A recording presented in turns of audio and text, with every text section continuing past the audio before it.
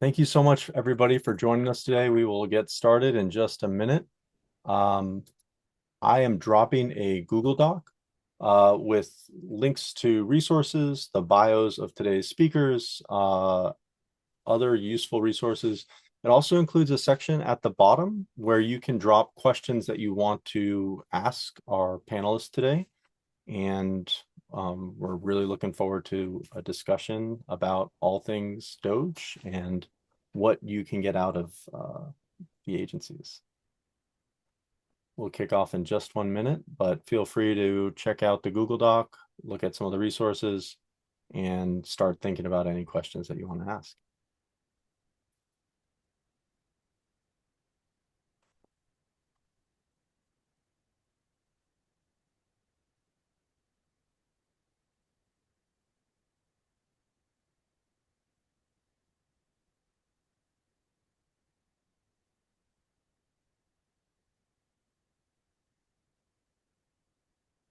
Great. Hello, everybody. Thank you so much for joining us today. I'm Michael Morrissey. I'm the co-founder and CEO of MuckRock. We are a government transparency nonprofit, and our work has gotten a lot harder in the last few months as we've seen some agencies really kind of clamp down on letting information out or simply laying off their entire FOIA offices in some instances.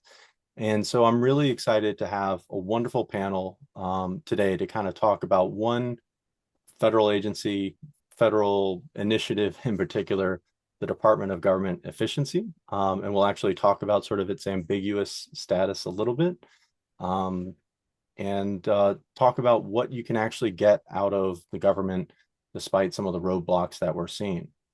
I've dropped a link to a Google Doc that has bios of speakers as well as a place to ask questions, kind of drop any notes and other resources that you find useful. So please take advantage of that. To start with, it's my pleasure to talk with Vittoria Elliott. She is a reporter at Wired, and she's been getting scoop after scoop about the Department of Government Efficiency. One thing that I've noticed about Wired's coverage is every time they introduce or first reference DOGE, they always call it the so-called Department of Government Efficiency. And I think that sort of gets at one of the things that transparency advocates have found really challenging about some of these issues is that DOGE started as one thing, sort of a idea or kind of a group of people on X, and then maybe it sort of became a federal advisory committee, and now it's maybe rebranded as a unit within the executive office of the president. And I think that's just a really wonderful reminder that of that sort of ambiguity. But Vittoria, I'd love to kind of hear from you. Sort of, can we start with that sort of stylistic decision of always calling it so-called? And what has your experience been getting information out of official channels about the DOGE effort? We have a technical issue, Mike. There's the chat if people can't see it. Oh, thank you. I will drop that in the correct link. There we go. Thank you, Kel. Yeah, so I can't take credit for that stylistic choice. That's sort of a newsroom thing. And yeah, I think it's important to note that because it's not that in terms of that's what it's called, but like it's not a agency established by Congress. It's not a department within an agency that's been established by Congress. In fact, it's the sort of reappropriation of the US Digital Service, which is now the US DOGE service. But even then, that's not necessarily the Department of Government Efficiency. That's still, in some ways, USDS. And so it's important to sort of differentiate that even more so because there are legacy people within USDS who worked there before the Trump administration who remain employees there.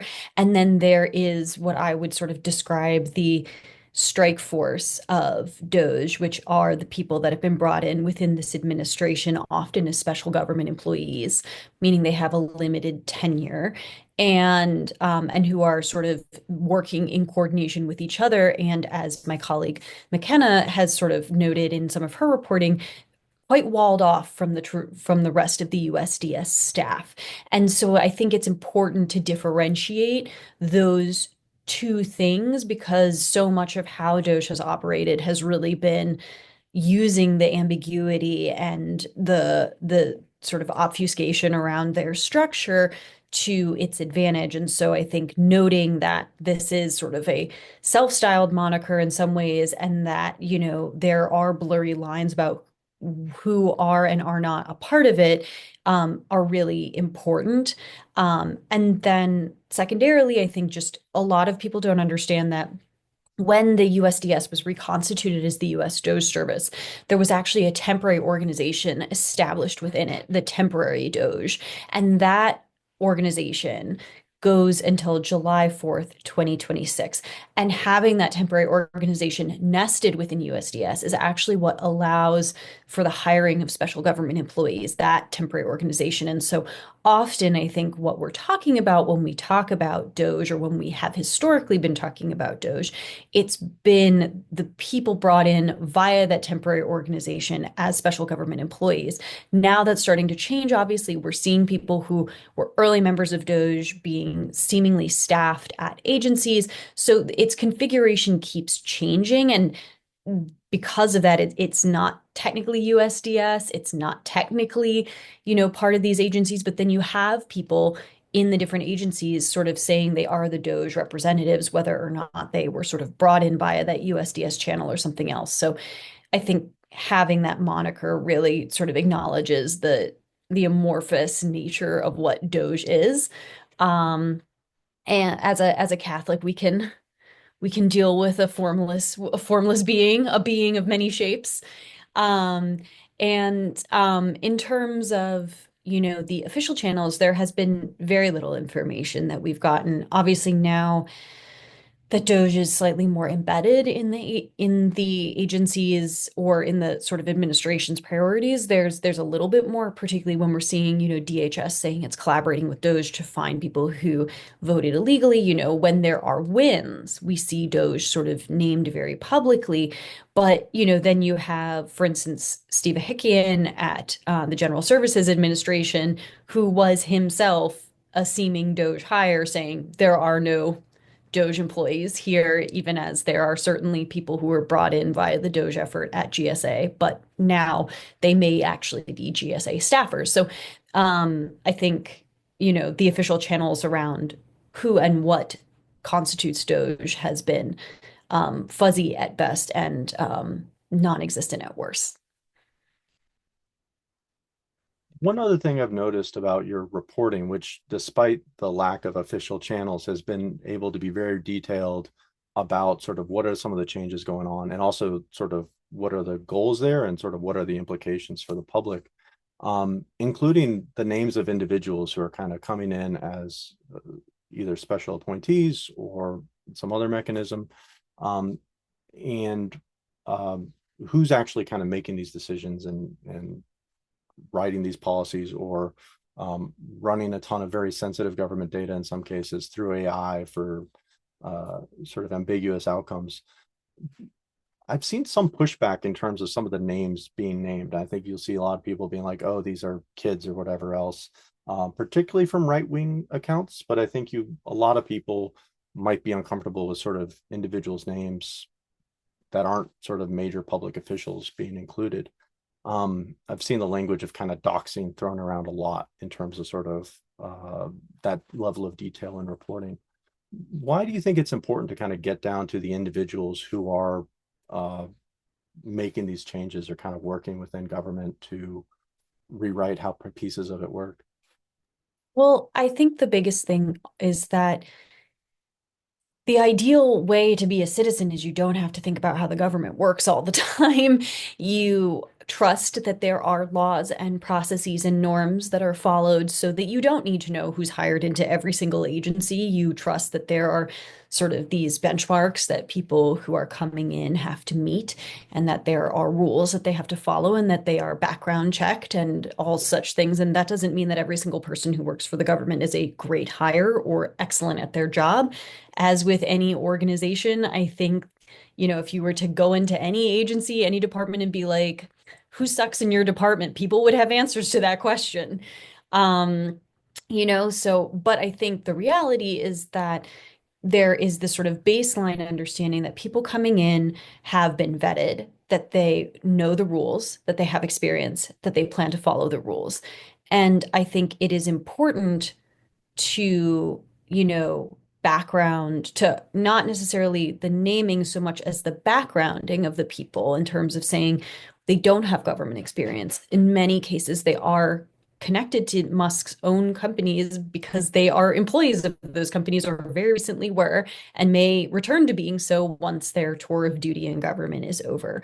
And I think if you notice in the first piece that we did, when we had some of the names of some of the younger participants in Doge, we didn't initially name those people. And it was because we were unclear about what their role was at the time.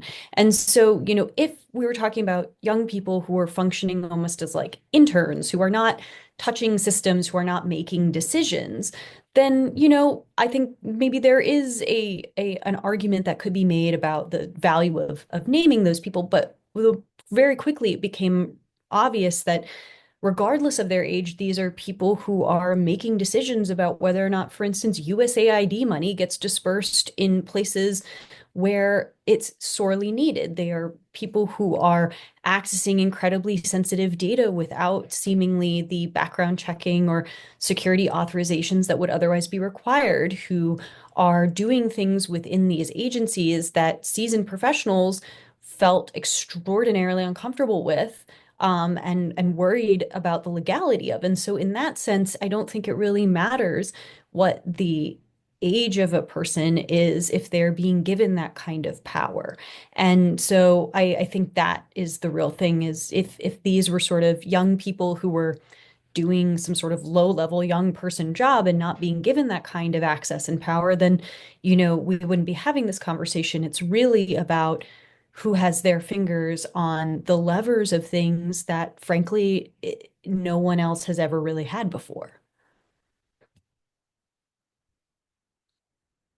Given the sort of lack currently of sort of official government channels working effectively in terms of helping you do your job of oversight on behalf of the public, if you had a wish list of sort of how you wish things should operate in terms of you getting the information you need to kind of report on sort of these public entities that are paid for with taxpayer dollars and have profound implications, what would that look like? What would be some of the things on your wish list to help you do your job effectively? I mean, I think any level of transparency would be helpful. For instance, it took weeks and weeks and weeks for them to even name who the Doge administrator was, who is the person who's technically legally responsible for this organization. And even then, there have been statements by Trump and other people that Musk is the so-called head. How that's different than an administrator, it's unclear. Musk has gone on Fox News, for instance, representing Doge, even though he is not technically seemingly the person who is legally responsible for leading it. So I think on a baseline, any sort of sense of what the structure is of the organization and what their mandate is, because efficiency, and I think I've said this in like every interview, but I come from the world of international development, and words in that area of work have different meanings depending on who we're talking about. If we talk about accountability, are we talking about accountability to a donor about how their money is spent, or are we talking about accountability to a community in terms of delivering the services they need? And accountability to a donor in a community might actually conflict with each other because sometimes donors don't want to spend their money on what people actually want. And I think coming from that background, when I hear the term efficiency, my first question is efficient for who? Is it efficient for me, an American citizen who may now have to deal with some kind of AI chatbot if I want to deal with the Social Security Administration or the IRS? Is that truly an efficient experience for me?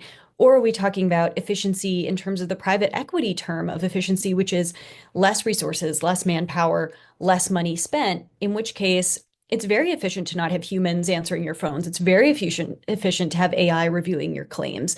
Is it efficient in terms of another form of that word means funneling money out to the private sector? When we're talking about efficiency here, I think people have an instinct to project what their hope for that term means in terms of what they think that means for government. And you know, you can see this on social media.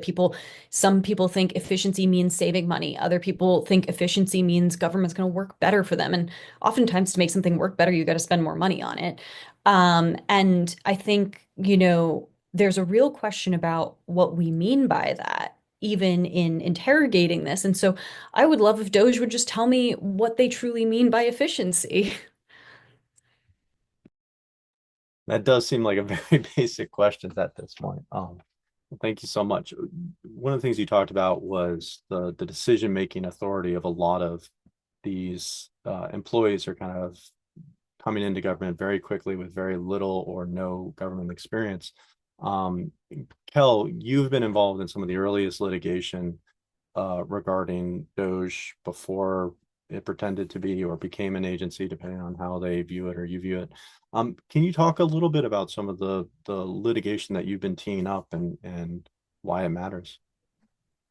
So yeah, there was a case, and there were actually three cases that three different, well, I think now 9 different organizations had the same idea on Inauguration Day. And the first was Public Citizen, and they filed theirs at 12:01. I filed mine at 12:02, and Frew, I believe, filed theirs at 12:02 and a half. So we got case numbers 164, 166, and 167.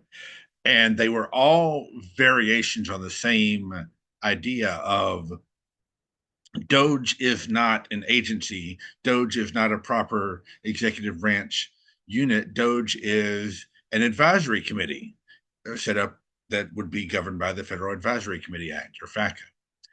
And it was kind of hilarious that evening, in that raft of executive orders that President Trump signed on the first day, one was what Vittoria talked about, the sort of hollowing out of the USDS and sort of buffalo billing DOGE into it to say that this is now the US DOGE service.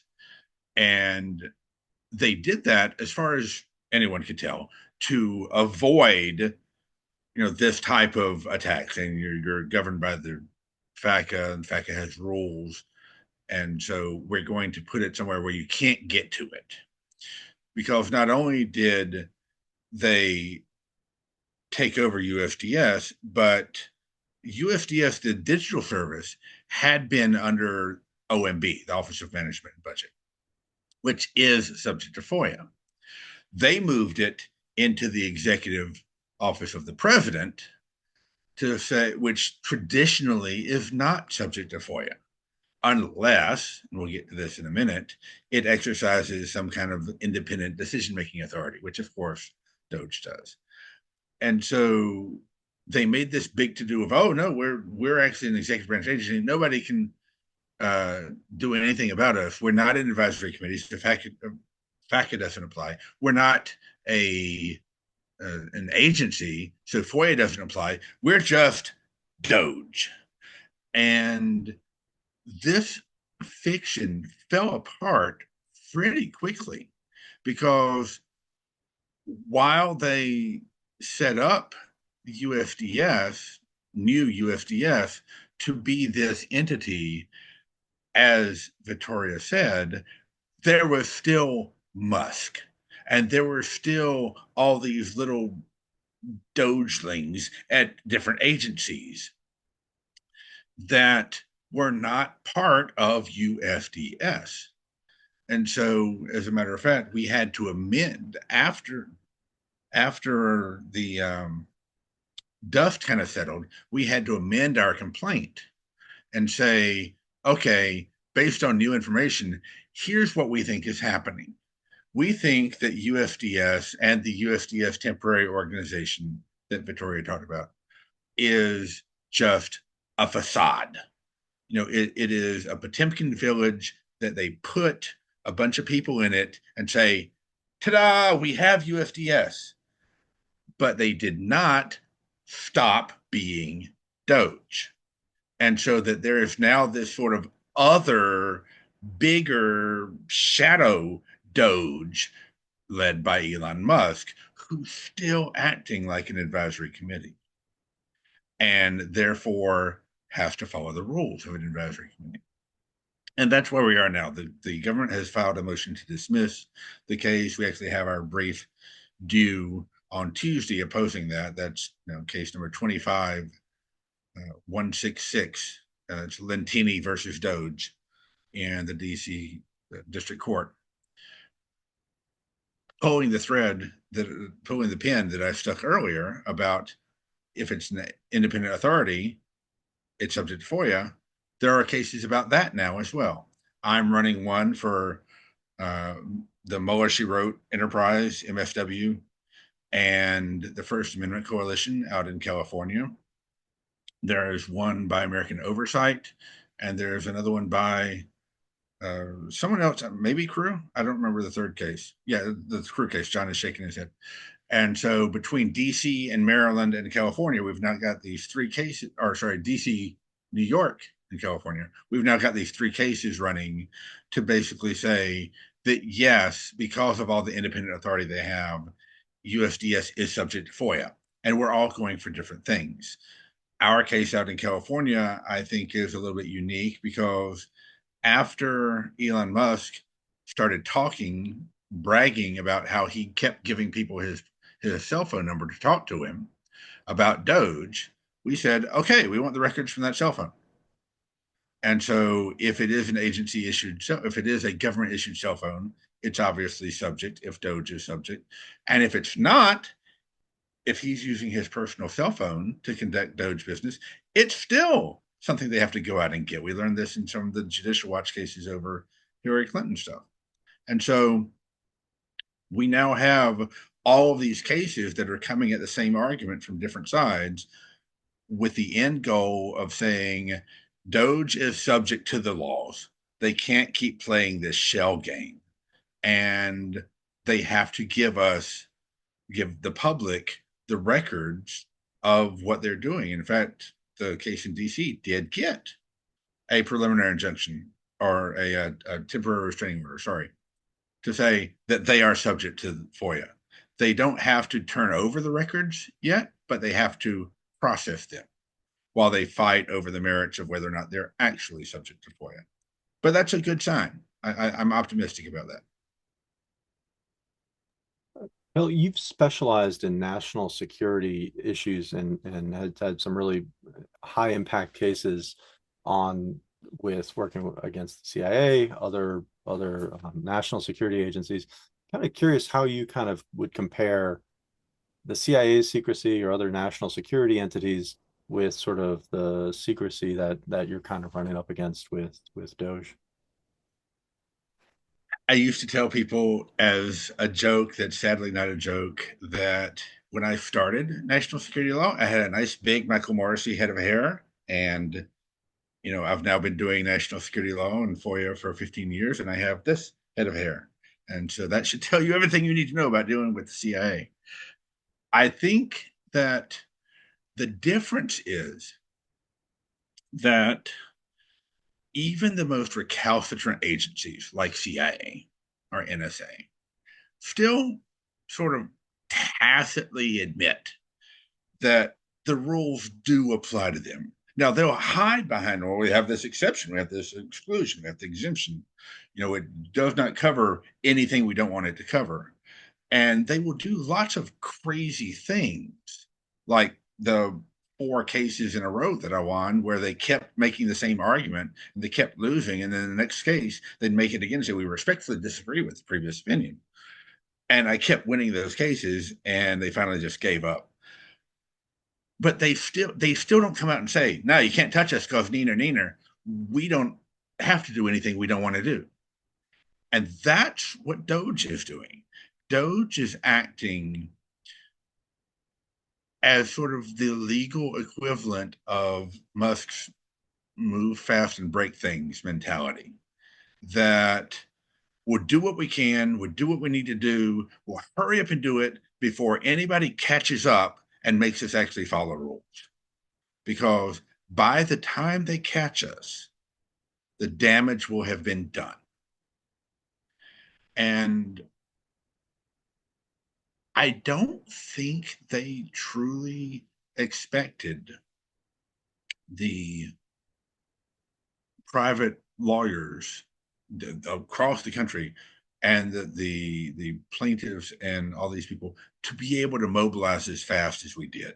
We still got caught sort of on our back foot, but I think that we were able to move a lot faster than they expected, and they definitely did not count on judges starting to say, you know what, I don't believe you. When someone says, I am from the Department of Justice and I'm here to represent the executive office of the president, I think that they overplayed their hand. Had they done this more slowly, they probably could have done a lot more damage. But they got too eager and they're being sort of smacked. Yeah, I think being ready at 12:01 after the inauguration is definitely people were kind of a lot of planning went into this. Jon, Crew's lawsuit forced a judge to kind of say that Doge is likely subject to FOIA. Yeah, that one. Share a little bit about sort of that early win and sort of what tipped the scale in Crew's favor there? Sure. So that was a FOIA. It is a FOIA lawsuit.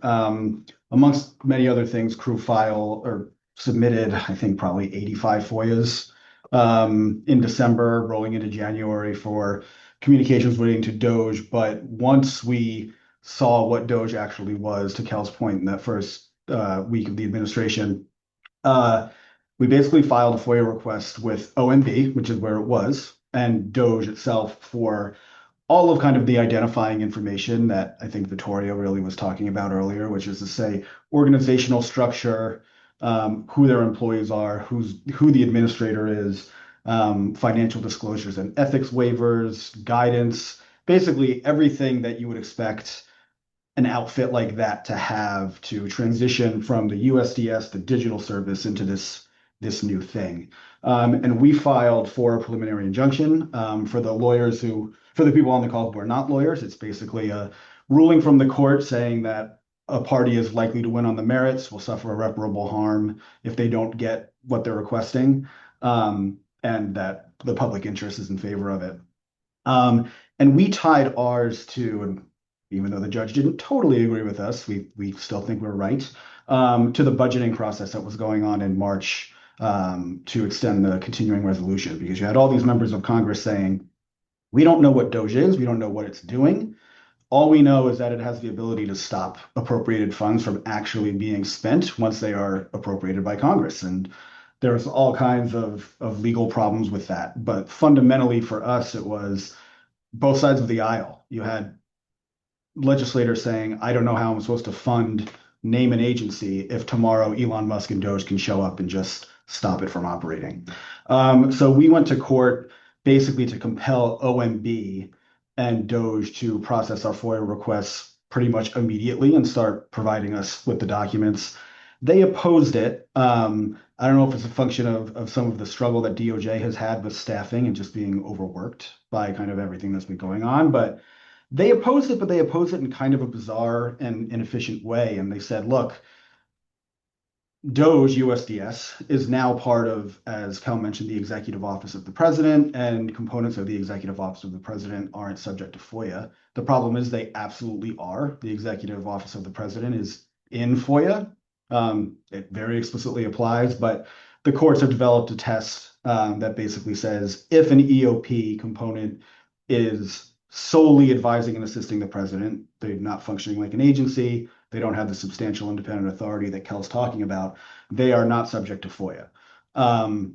They made that argument without kind of addressing any of the merits. They just said it would essentially have been breaking new ground, saying we're in EOP, so that's it. And they basically said there's no need for this information. It was kind of a very ironic and counterintuitive argument where they said you don't need this information for the budget process because it's going to be important forever, which is really interesting. But long story short, the judge granted our preliminary injunction in every way except requiring them to produce documents immediately. And basically, OMB and DOGE were ordered to start processing our request through some other filings that happened later. DOGE convinced the court to not require it to actually produce any documents until its appeal of his ruling went through. In the meantime, they filed a motion for summary judgment, trying to get the case killed in the crib. They did it very early, so we filed a motion for discovery that the judge granted. That discovery, and this is all public, you can see what we're requesting, but we're requesting pretty much everything that I think people are clamoring for, which is, the full roster of who's at DOGE, what they're doing, where they're detailed, and kind of what's going on there. Any directions that they've been provided regarding kind of the scope of DOGE's operations, what they can and can't do. The deposition of Amy Gleason, who was named the administrator, I think 2 days after we filed our suit. And the judge gave us pretty much everything that we asked for. DOGE's and the government's response was to run to the DC Circuit and to file what's called a writ of mandamus, which is an extraordinary thing, basically asking the DC Circuit to find that the judge abused his discretion and his authority kind of in every way imaginable. And we have opposed that petition.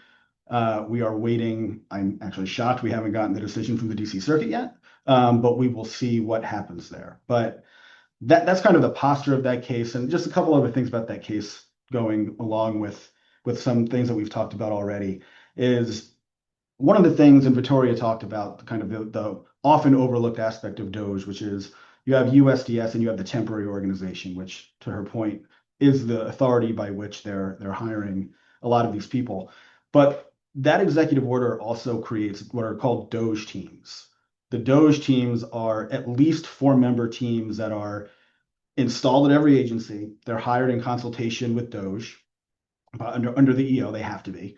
And they're required to coordinate with DOGE on implementing the president's DOGE agenda, which is completely undefined. It's just a thing that the EO tells them to do. And what's come out in litigation that isn't ours, it's come out in the AFL-CIO litigation, is that they've gotten some discovery about who's working where, right? And what you're seeing is virtually total overlap between members of DOGE and who is actually on these DOGE agency teams that are supposed to be working for the agency, not DOGE. And Judge Bates in that case granted the discovery because he made the pretty obvious point that if the agencies are required to implement the DOGE agenda and DOGE is required to implement the DOGE agenda, and they're required to coordinate, how is there any difference between a DOGE agency, at say, the Department of State and DOGE itself? So a lot of our litigation has been focused on kind of necessarily in response to the government's argument saying, look, to Kel's point, this is all facade. You can say that these are separate DOGE teams at each agency, but functionally, they're really not. And the way that, I think it's kind of a structural argument, not even a structural argument, a structural reality that you have DOGE in and of itself can't do anything. How do they do it? They do it through the DOGE teams. And they do it by directing what those DOGE teams are doing and by putting, it seems to me at least, the same 10, 15 staffers are the DOGE team in different combinations at all these agencies.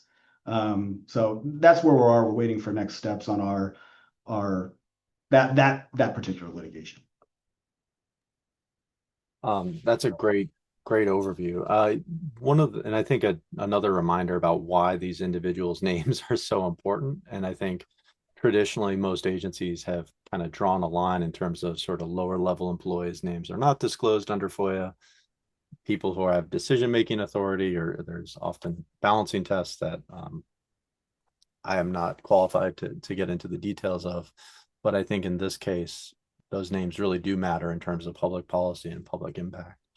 One of the other things that Crew has done some litigation around is the impact we've seen with sort of layoffs in FOIA offices, and sort of some FOIA offices reportedly completely cleared out. Can you share anything about that litigation and also just sort of the impact we're seeing in the world of FOIA with these reduction in force or just FOIA offices being let go? Sure. And I think our case there is a good example. We have a number of cases that are going that are directly Doge related, but they're not necessarily all against Doge, right? Because Doge is only doing so much. The one that you're talking about is a suit that we filed, I think at this point, 2 weeks ago against the CDC, HHS, and their leadership, where HHS basically announced that the CDC FOIA office is no more, that they put all of their employees on leave and they're going to be separated, I think, on the first week of June, I think is the plan. So we filed a claim there, and this is kind of a great example also of FOIA, both why it's important in and of itself, getting information from FOIA requests, but also why FOIA litigation is really important because, to Kel's point, you have to establish that the entity is an agency under FOIA. And if it's an agency under FOIA, it's also an agency under the Privacy Act and under the Presidential Records Act, for example. But so we filed a series of FOIA requests with CDC after the announcement of the destruction of its FOIA office, basically because that was part of a reduction in force, a RIF, across HHS that was coupled with HHS and CDC basically taking information down from its website and refusing to provide information about the measles outbreak. So we filed that lawsuit not only to enforce, to compel them to respond to our FOIA request, which was for information about measles, the reports regarding the measles outbreak, and also a lot of detail about how this RIF happened and what are they doing to actually make sure it goes on legally.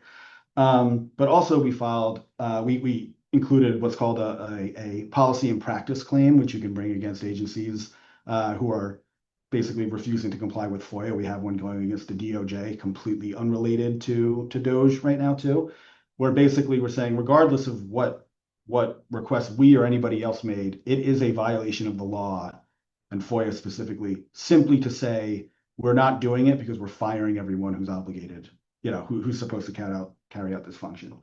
And then we attached also, APA, the Administrative Procedures Act claims, because CDC and HHS themselves have all of these regulations passed, designed to make sure they're complying with the law, and they're just ignoring them. So kind of long story short, we filed for a preliminary injunction there as well. We have our hearing on Tuesday. The government's response is strange, I think, would be, to say the least. There's some really kind of technical legal stuff in there. But they also, I think this is just really important, make the argument that it cannot be that CDC and HHS are violating federal law because they're doing all of this to execute a Trump executive order, which in and of itself is a really chilling and shocking thing to say. It doesn't matter what Congress says, it doesn't matter what the regs say. All of that may have the force of law, but we can't be held legally responsible if we're doing what the president tells us to do. So we will see what happens there. But who knows? Mason, you've been involved in a number of efforts pushing government to release better data over the years, trying to bring government into the modern age in terms of how they think about transparency. And DOGE, one of the things that they kind of came out the gate claiming to do was be very transparent in terms of proactive releases. They had their wall of receipts. They've had other things where they're pushing to kind of make these very public elements of their work. How should people square that with everything we've heard today in terms of, is that meaningful transparency? What should transparency look like in 2025, and is DOGE at that level? Yeah, great question. So first thing I would say is no, it's not meaningful transparency, right? And the reason is that wall of receipts is not published pursuant to any outside auditing or authority that gives us any sense of completeness. And in some ways, I actually think partial transparency is more harmful than no transparency. So if they're publishing a list of all the contracts that they have canceled, but not the contracts they're maintaining or the new contracts they're entering into, then of course it's going to look like they're saving a lot of money because we have no denominator for that equation. In terms of what I think transparency would look like, it would be publishing either aggregate data pursuant to any one of the reporting requirements. When we see, speaking of FOIA, right? I mean, one of the things every agency has to put together an annual FOIA report about the number of requests they've received, the number of processed, the number of appeals, how many are accepted and denied. There are a lot of situations in which a coordinating authority prescribes a specific form of reporting that is meant to be meaningful. Other agencies provide much more direct access, whether that is being able to search a federal database of consumer complaints. In fact, when you talk about government contracts, there are databases, and I will say, as someone who does a lot of FOIA work, they are not always the most helpful or complete. But there are places where you can look up data that has not been pre-selected to make the agency necessarily look good. And so I really worry about the claim of transparency there, because I actually think this sort of partial transparency is more misleading than just saying we're not going to publish anything. In terms of where I think FOIA should be at in 2025, as you know, I've long taken the position that a record stored in a government database is a record in the agency's possession, regardless of what format they're querying it out in or what arrangement. I do think that I do think that conducting a query of a database to retrieve data in a way that is reasonably accessible to the agency is not creation of a new record. This is something we've been running into a lot. In general, one of the things I worry about is we switch more towards government that's run by big data, and that data is born digital, that some of the doctrine around access to databases, which ranges from agencies claiming that any sort of query is a new record to claiming that writing a query is unduly burdensome. That what we have is as agencies move into electronic databases, which by all means should be easier to maintain, easier to access, easier to query than paper records, we're actually seeing agencies throwing up more roadblocks, right? Where they would say, like, well, if we had printed this out, we could give it to you, but we haven't printed it out, so we're not going to give it to you. It's wild that this what is it?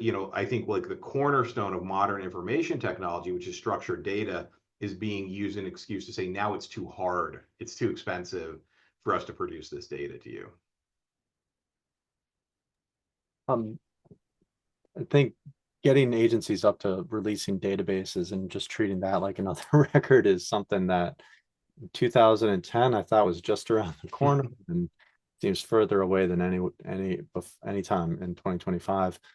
One of the emerging things, I think some of the reporting from Vittoria and others, is just how integral the goal of using generative AI is in reforming government. And we've seen a lot of reporting and sort of efforts about, hey, we're going to combine all these government data sets, databases, and we're going to pump it all into an LLM. And that can be everything from social security data to other biometric databases, down to the 5 weekly items that federal agencies are being asking their staff to send in. What should AI look like when it comes to what kind of transparency do we need for AI efforts that the federal government is running? And are there existing laws that should be applied that people should be looking at? Yeah. So first of all, I think that use of generative AI to make any sort of decision that affects the rights of individuals or make decisions about the importance of particular government agencies or programs, I'm highly skeptical of that at this point. I think you don't have to spend a lot of time with commercial AI databases or AI systems to see that they often produce results that are demonstrably wrong, either because they're factually incorrect or they just go against common sense. Specifically when it comes to the federal government, I mean, one of the things that I have been thinking about a lot lately is the Privacy Act, right? So Privacy Act requires any agency that maintains data to have a description of what that data is used for. And the bottom line of the Privacy Act, the default position is no using an individual's data without their consent. Now, there are exceptions to that. And in some cases, I believe that there have been cases where interagency transfers of data pursuant to memorandum of understanding for limited uses can fall under those exceptions. But if that's what they're relying on, if that's what DOGE is relying on to get access to all this data, every single agency that's putting data into the system should have a memorandum of understanding on file. If they're not relying on that, then DOGE needs to be doing its own privacy impact assessments, and those assessments need to be completed before it starts processing people's data. Even with some of the more secretive agencies I've worked with, and I'm thinking about DHS and its subcomponents, they have public privacy impact assessments describing how USCIS and ICE and CPB exchange data. Now, yeah, do I wish there was more detail there? Sure.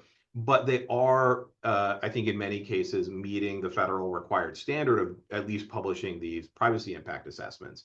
And even when we have been able to get records from those agencies, there are often detailed memoranda between even components within the same agency explaining when, for example, intercomponent searches will be conducted automatically of databases. DOGE is doing that at a massive scale. I mean, they're pulling in data from agencies that have data on basically literally every person or almost every person in the United States, like the IRS or Social Security. And either there's a pretty easily identifiable record of the authority under which that release is being made, or that release is illegal, right? There's not, it's a pretty clear either or there, in my opinion. Right. So we have a lot of really wonderful questions that people have been either dropping into the Q&A tool or into the Google Doc. The first question I actually really love by Ali. How have you filed FOIAs with DOGE? I can't seem to find the right process person because they aren't on the federal FOIA agency website. So I'm curious how and where people have been filing requests, because I ran into that same challenge where we had mail come back, we had emails bouncing. If this agency claims it's not even subject to FOIA, how are you filing requests with it?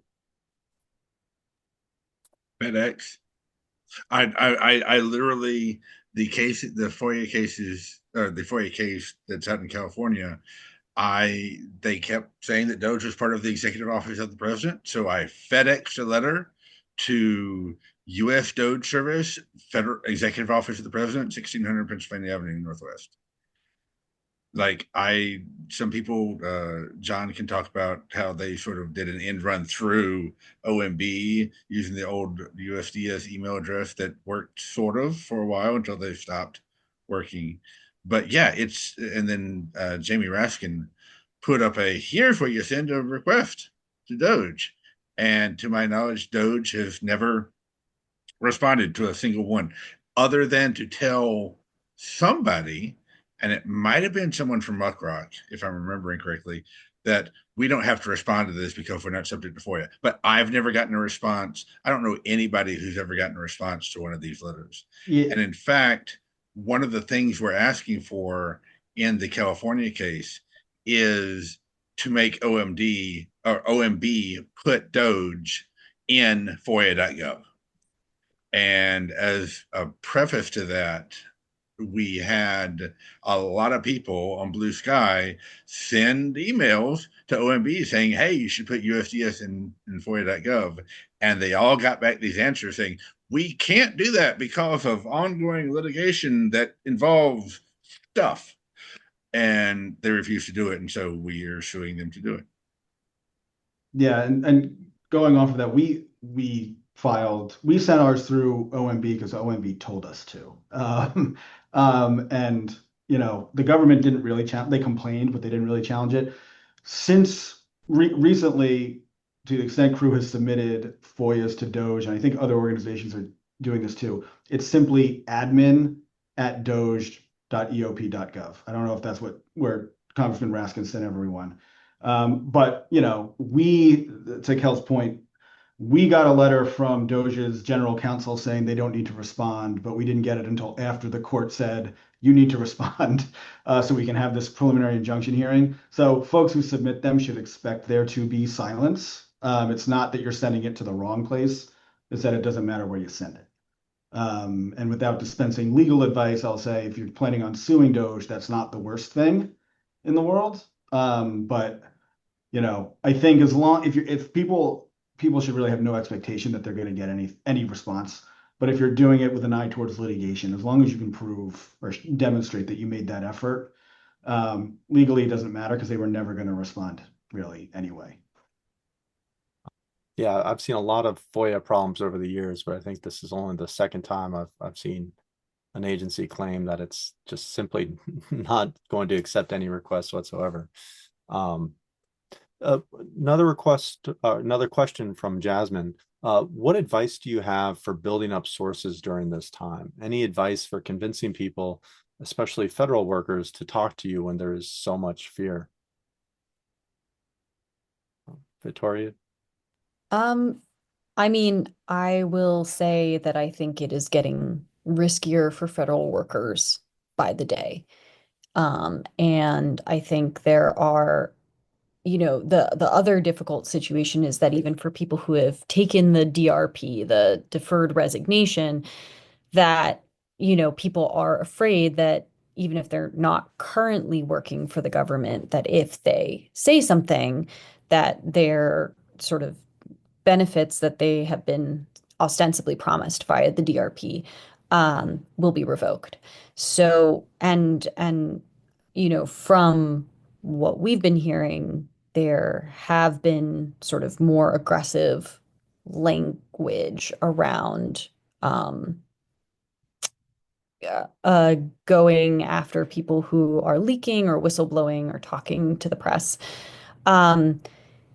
That being said, there, I think, are a lot of people who are really concerned about what's happening. And, the more they see that speaking out is, actually creating change, it's allowing for investigations, it's, meaning that members of Congress are taking action. I think that makes people braver, but I don't have an answer so much at this point because I think the reality is that as more people lose their jobs, we're going to lose insight into some of these agencies because there's just going to be fewer people there, and that means that whoever is speaking is, at a higher risk of being identified, and also that that there may be more adverse consequences than there might have been at the beginning when things were in chaos. And I'm sorry because that is the exact opposite of what you asked for, which was advice. But I think, the thing that I have found at least is most people feel very unheard in this moment. They feel very demonized by the language of the administration. And I think to the best of your ability is like, offering, you know, sympathy and recognizing that, these are experts in their field and that people are willing to take risks that they maybe never would have otherwise been willing to take in other environments because they are so concerned, and they feel that it is their patriotic duty, I think is the only thing I can say. But, I think also making yourself aware of the risks that people can face and doing your best to acknowledge the risks that people are taking and, I think check in with people about what they're comfortable sharing. I think a lot of times people are going through something really difficult and they want to feel heard and they want to tell you a lot of stuff sometimes, but it's not always the safest stuff for them to be sharing with you. So I think always prioritizing their safety over the scoopiness is the biggest thing, because people will appreciate it if they feel like you're looking out for them. If you're saying like, thanks so much for sharing this, I'm a little concerned, that this might be something that might get you in trouble, or, whatever, like just letting people know that you are looking out for them, particularly because a lot of these people have never spoken to the press before and they're not necessarily well versed in how to do that. And, working with people to show them that you care more about their humanity than you do about winning the scoop game. Kel, did you have something you want to add? Yeah, and I can say, and I'm going to answer this question both for the people who are the reporters, like the person who asked the question, but also for the people who might be watching who want to be one of those people talking to the press. Is both of you reporters who've been around the block, Vittoria and a lot of people that Wired I've dealt with before, they know the game. Not all reporters know the game. This is a new world. You have to practice good operational security. You have to, make sure that you're not talking on your work phones. And that if you're a reporter, that, someone calls you up, the first question you need to say is, are you calling me from a work device? Are you if you get an email from someone at somebody.gov, reply back and say no, email me from Gmail. The other thing is, and this sounds a bit self-serving, but if you're a source or you want to be a source, talk to a lawyer first. Most of us at these nonprofits, and my organization, Crew, Epic, call one of us up and say, hey, I want to blow the whistle and I get some information to Vittoria Elliott. She's writing a story and I know something that's relevant to it. We can finesse it so that maybe she doesn't even know who you are, but she gets the information and she can, validate it and get everything she needs to know in order to keep you anonymous. Many of my clients in the last 5 months have been whistleblowers. I have a case called Jane Doe's 1 through 7 versus OPM. It's about the server that they sent out the 5 bullet points thing from, that they're sort of ingesting everybody's information in. And I was able to get a court to say, you don't have to share these people's information, even with the government, because of the fear of retaliation. And so we know how to do it. And most of us are on board with, especially if it's simple, we're not going to charge you. I'm going to give pro bono advice of here's how you do it, if I'm just going to sort of hook 2 people up in the signal chat and then walk away. Right. We are at the top of the hour. Thank you so much to all of our panelists for the discussion today, but also all the work you've been doing on this really, really important subject. We really appreciate it. And we had a lot of really great questions in the chat and in the Google Doc we didn't get a chance to get to. We will follow up, our team will follow up and try to see if we can find some answers for those. And we're going to share this out next week. So thank you everybody for attending and have a wonderful, wonderful weekend.